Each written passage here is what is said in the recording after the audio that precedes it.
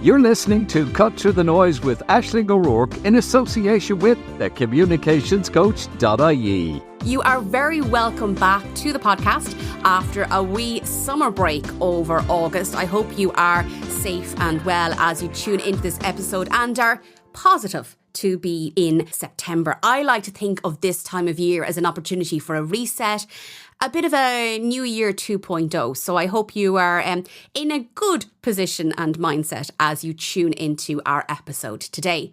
This, would you believe it, is series 4 of the podcast. So if it's your first time listening, please do go back and check out our back catalogue. And as always, we do appreciate it if you can on your preferred podcast app. Give us a star rating. Make sure you hit that follow button so that you get our episodes each and every week as soon as they are released. And if you want to even be generous and send us in a comment or a review, we would appreciate all of that. But you know me, I don't like to prattle on at the start of each episode. I like to get straight to the point. So this series 4, we're going to focus in on environmental and sustainability issues and how do we include them in our communications and marketing efforts.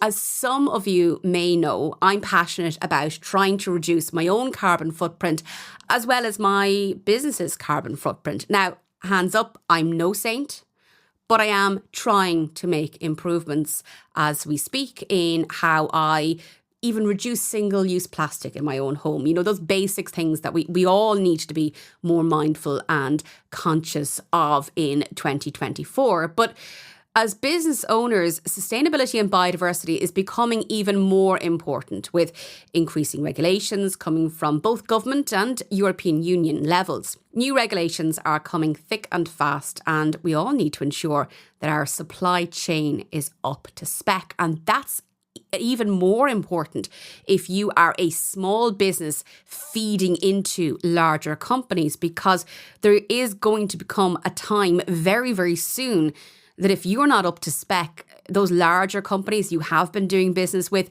will not be able to do business with you because they will need to hit their own sustainability and governance issues on the environmental issue. So in Series 4, we're focusing in on trying to help you communicate these changes both internally and externally. If you've been following this podcast for a while and, you know, if you know me and my background, you'll know that I'm a firm believer in the value of plain English.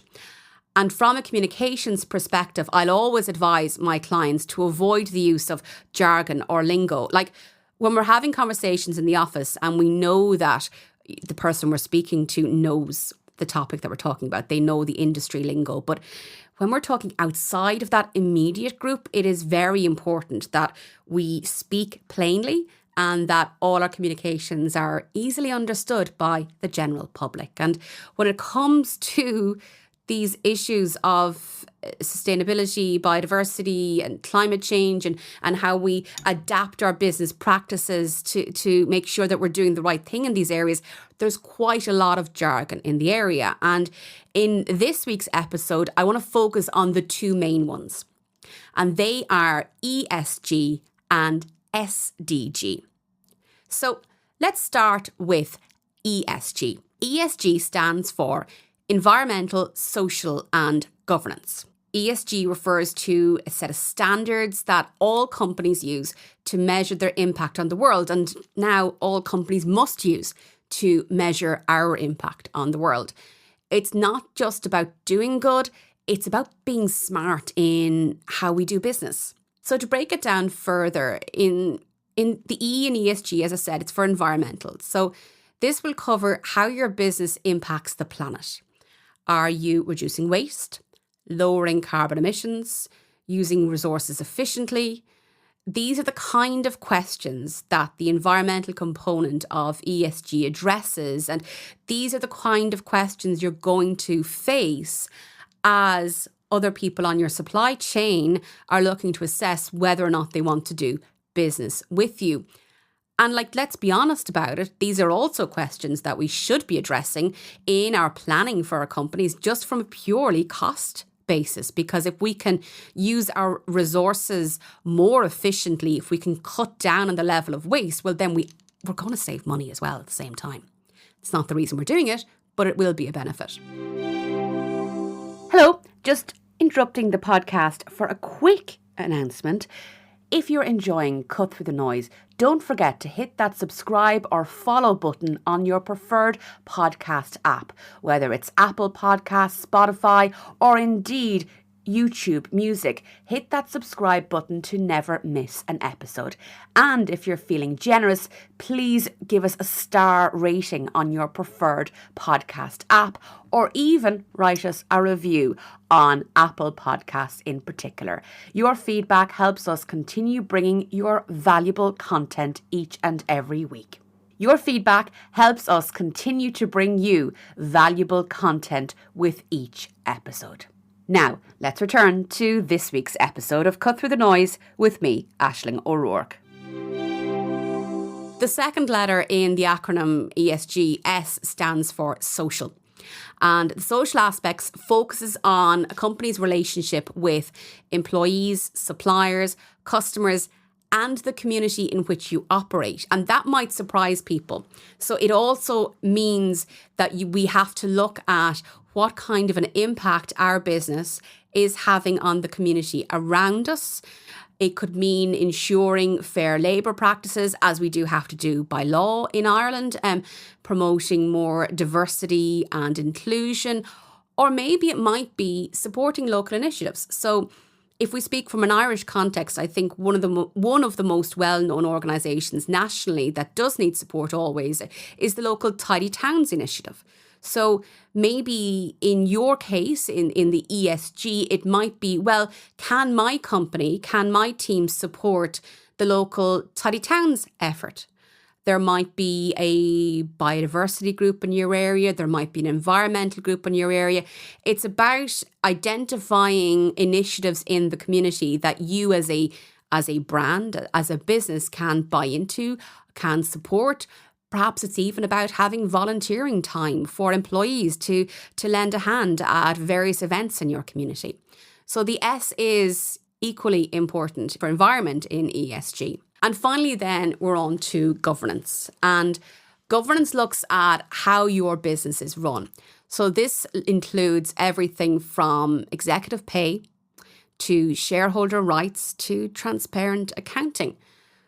Good government builds trusts. It can help prevent scandals that might otherwise damage your company's reputation, which is another reason that there's an additional benefit here for a business, that if you look and in your company values and in your company planning, take an overall look and a focus on your governance structure, it will have a business benefit. It's not just about doing good for the planet. For business leaders, in my opinion, the governance issue is particularly important, because in order for you to have brand credibility, your team needs to trust in the company's governance structures. Staff need to know that if you're going to ask them to make changes, that if they actually buy into it and make the changes, that their effort will be worth it. They don't want to be asked in a fortnight or in 6 weeks to revert to the old way of doing things. And we've all been there, where a boss has come out with this brand new spanking idea. This is the new thing, the new fancy thing the company's going to do. And then all of a sudden the interest wanes. And, why are you doing it that way?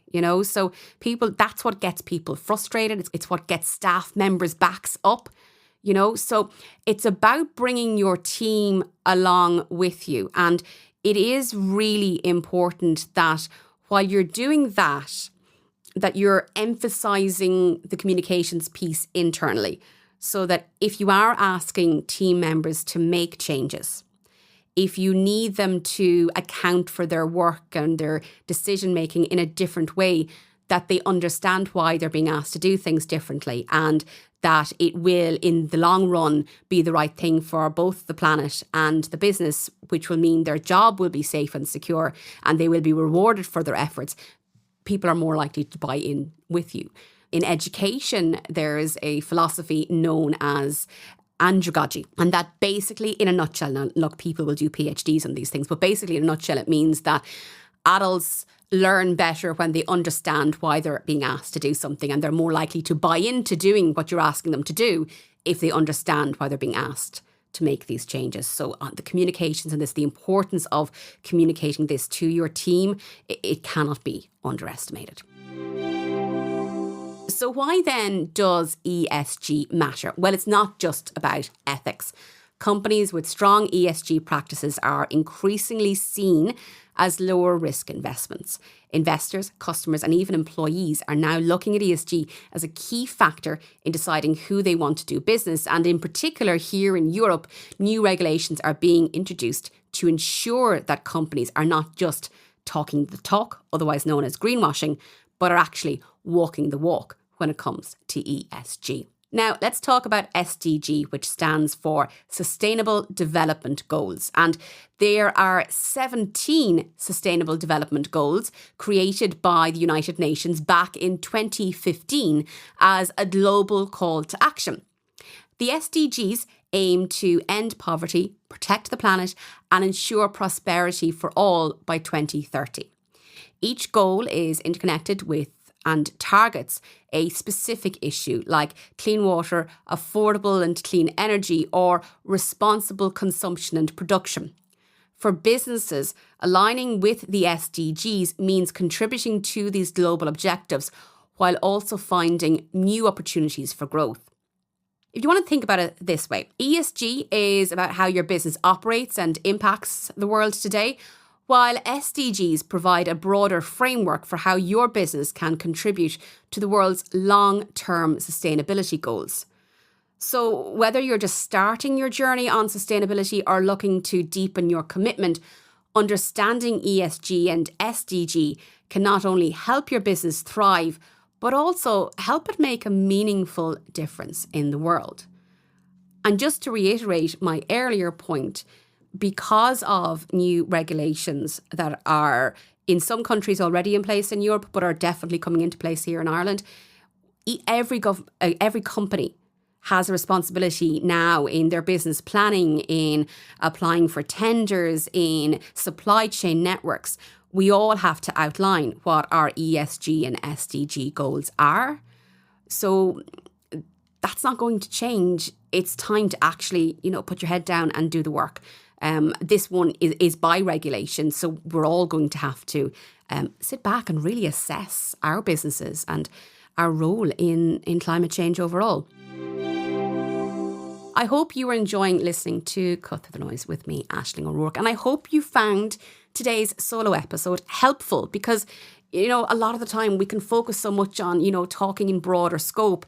It can be hard to know where to start. And actually, if you just focused in on your company and what does ESG and SDG mean for you and your company and making a plan around that, actually, you can get an awfully long way with it. On next week's episode of the show, we're going to be talking with Orla Martin. Now, Orla Martin is the head of the local enterprise office in County Offaly, and she will be talking about the supports that are available for business owners and companies to meet these ESG and SDG goals. So now that we have a better understanding of ESG and SDG, I hope that you'll tune into next week's episode to learn about the supports that are available through every local enterprise office up and down the country. Don't forget, if you join our community, you can get a free press release template to kickstart your journey, plus gain access to exclusive PR tips and strategies from my 2 decades of experience in media and communications. So please do, after this episode, head over to communicationscoach.ie/release to get your free template. Thank you for listening to Cut Through the Noise with me, Aisling O'Rourke. Don't forget to hit that follow button on your preferred podcast app to stay updated with all our episodes. And remember, as I always say, while content may be king, clarity is key to making sure that you and your brand stand out from the crowd. Don't forget that if you need personalised advice on your company's communications and marketing strategy, don't hesitate to get in contact with us here at The Communications Coach. Send us an email to hello@thecommunicationscoach.ie. Thank you for listening and have a great week.